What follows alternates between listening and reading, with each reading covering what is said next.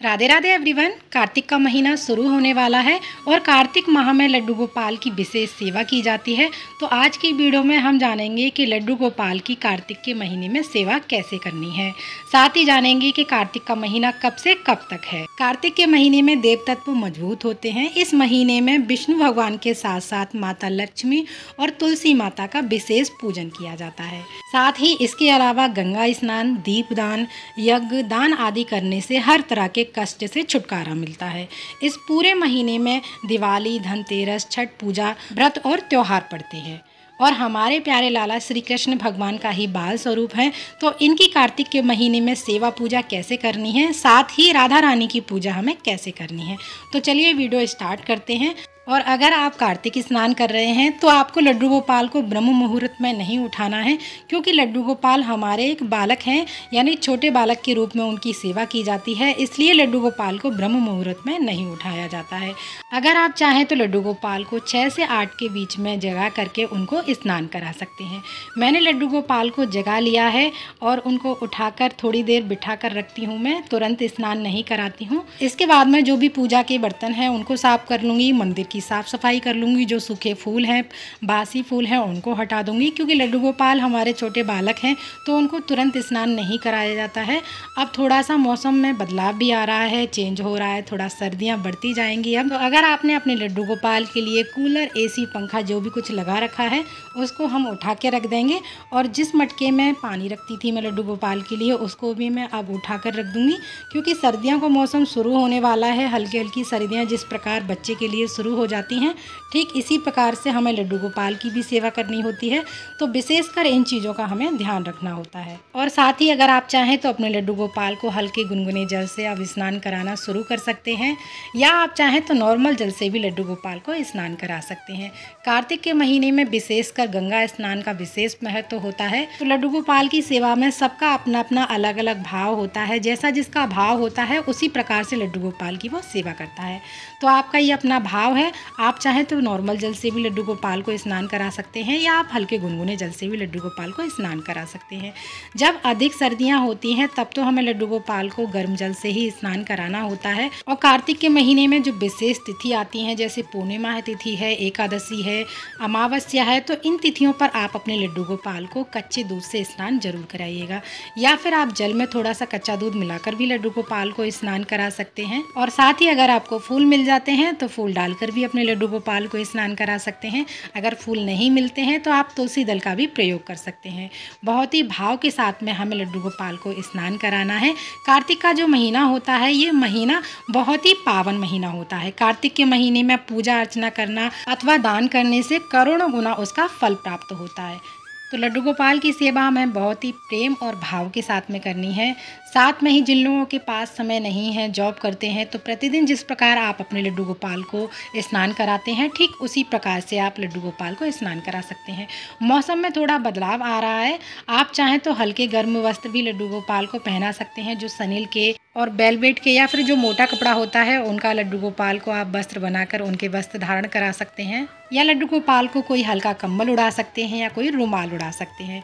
जिस प्रकार से जब हम छोटे बच्चे को स्नान कराते हैं तब उसको ठंड लगती है, तो ठीक उसी प्रकार से हम लड्डू गोपाल की सेवा में भी इन बातों का ध्यान रखते हैं। जब भी मौसम बदलता है, सर्दियाँ या गर्मियाँ आती हैं, तो लड्डू गोपाल की जो सेवा में थोड़ा सा चेंज आ जाता है। तो मैंने भी कार्तिक के महीने की लड्डू गोपाल के लिए तैयारियाँ शुरू कर दी हैं कि जिस प्रकार मुझे सेवा करनी है, उनके वस्त्र निकाल लूँगी गर्म, और जो लड्डू गोपाल का कूलर है उसको उठा कर रख दूँगी, जो मटका है लड्डू गोपाल का उसको भी उठा कर रख दूँगी।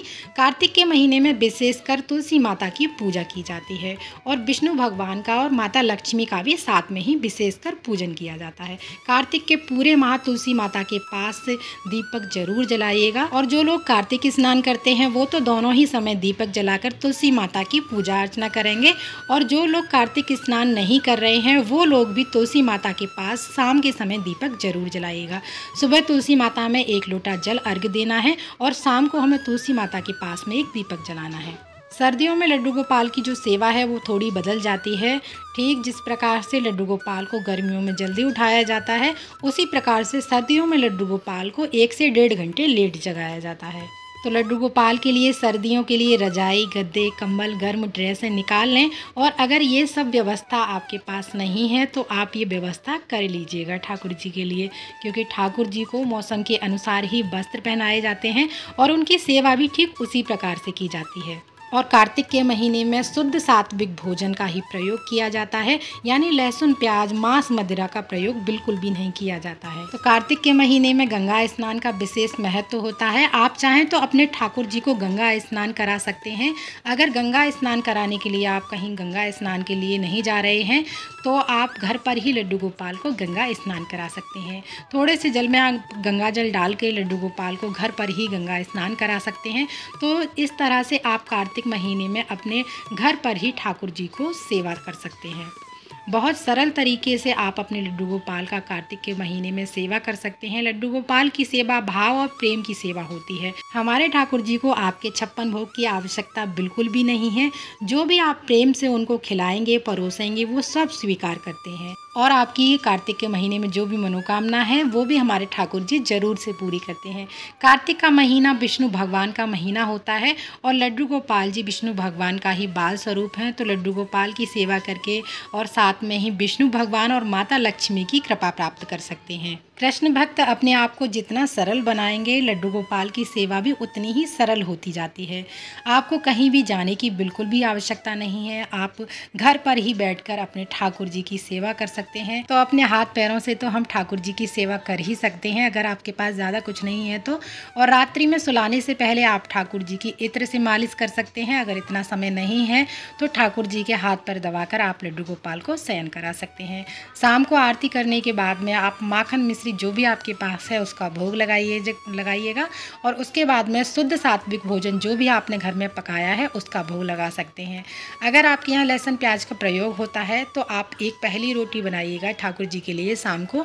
उसका आप चाहे तो दूध रोटी का भोग लगा सकते हैं, दही रोटी के साथ में भोग लगा सकते हैं, या चीनी का पराठा बना सकते हैं, या फिर रोटी का चूरमा बनाकर लड्डू गोपाल को भोग लगा सकते हैं।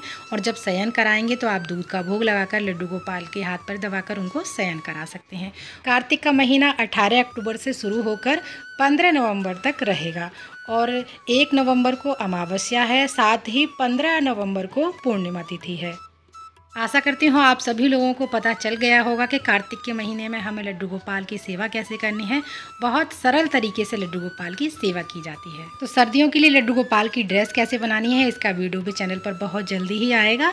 अगर आप लोगों के लिए ये वीडियो थोड़ा सा भी हेल्पफुल है, वीडियो अच्छा लगा है तो ज़्यादा से ज़्यादा लोगों के पास में शेयर कीजिएगा और वीडियो को लाइक कीजिएगा। फिर मिलते हैं अगली किसी और वीडियो में। तब तक के लिए आप सभी को राधे राधे, जय माता दी।